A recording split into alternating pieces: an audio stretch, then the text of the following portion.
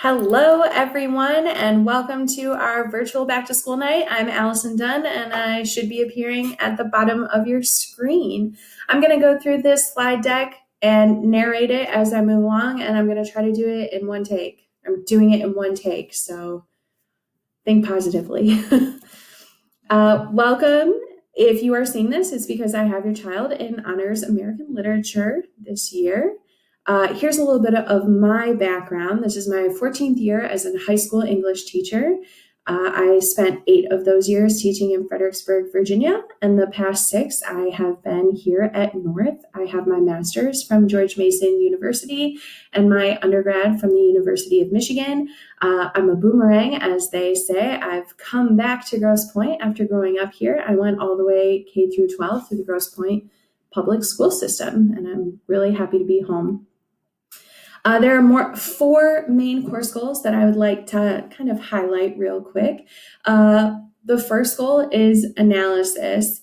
Your child is going to be a master analyzer. We're going to look at a variety of texts. You can see that I've listed here several genres of literature, novels, poems, drama, nonfiction, literary critiques.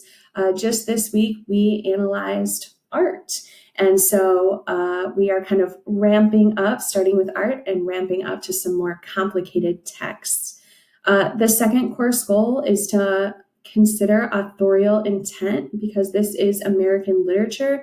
We're going to navigate through our texts mostly chronologically, in which we do kind of some mini lessons on historical context, what was going on at the time, so that they can consider multiple perspectives, but especially the perspective of the author of any given piece that we are studying.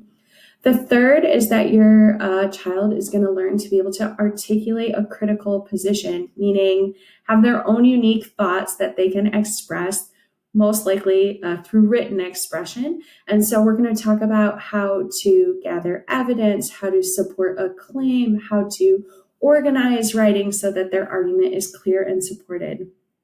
Finally, I always want my students to be actively engaged in the lessons. I'm finding that that's looking a little bit different this year. So when I say active engagement, I would expect that they are typing in the chat during our Zoom sessions or speaking aloud, or they can raise their hand as a feature and participate that way. I will also be sending out links through the chat during our live sessions with access to documents. So I would expect that they are actively participating in those documents, that they are contributing to the class and breakout group. It is really nice when their cameras are on, especially when trying to associate names and faces at the beginning of the year. So lots of ways for them to participate in class. Here's kind of an outline of our major texts and our units of study. We are starting with Native American creation myths and then reading other Native American texts. Then we're going to move on to Puritan literature. That's mostly a focus on poetry. And then we're going to read The Crucible, which was it's a modern text, but it takes place during Puritan times. That's a play. Then we're going to move on to Literature of the Revolution, and our main text for that is the narrative of the life of Frederick Douglass. Both The Crucible and the narrative of the life of Frederick Douglass were in their book pickup from earlier this week because they are first semester texts. After that, we move on to second semester, which is Gothic short stories, a fan favorite, Transcendentalism, which is more poetry, the Jazz Age, in which we'll be reading The Great Gatsby, an American classic. And then we're going to end this year with our most modern text, Behold the Dreamers by Mbola Mumbwe, who is Cameroonian. So if you are thinking about how to best support your child at home, on this side, I've listed some online resources depending on what their need may be. So if we are ever reading a text and they just need additional support or help with like plot or characterization, Shmoop is a website that's a great resource. Shmoop has a ton. It's also great if they're preparing for the ACT or SAT outside of class, like in addition to our in-class prep. And the school has a premium account that can be accessed through the library webpage where they get a few more features.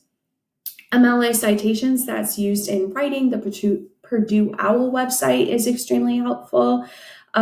If they are wanting a text audio of whatever we're reading, YouTube has just about everything if you search it, and I'm going to try to link the ones as needed so that they're available to the whole class.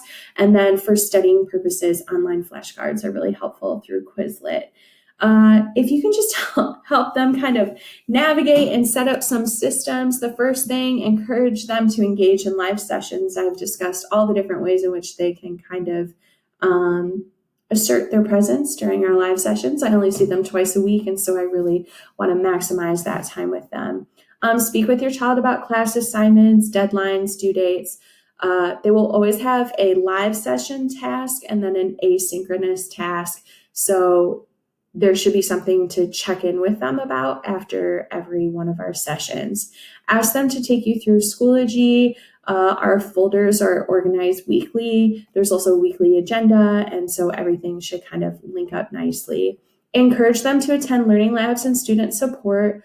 Learning Labs are Wednesday from 10 to 10:45, and student support is in the afternoon. They can also email me to set up a time if they need any questions answered. And then finally, to help encourage reading and writing for pleasure, I think especially now when everyone is maybe looking for a little bit of a break from screen time, let's just remind them that we can do these things without having them being assigned in class.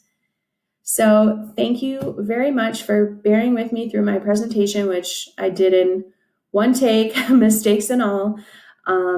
I can be reached via email if you need me for anything. My email address is donna@gpschools.org. I'm really excited to have your child in class this year. I already have a wonderful feeling every fourth hour. And so I just really look forward to the year. Thank you.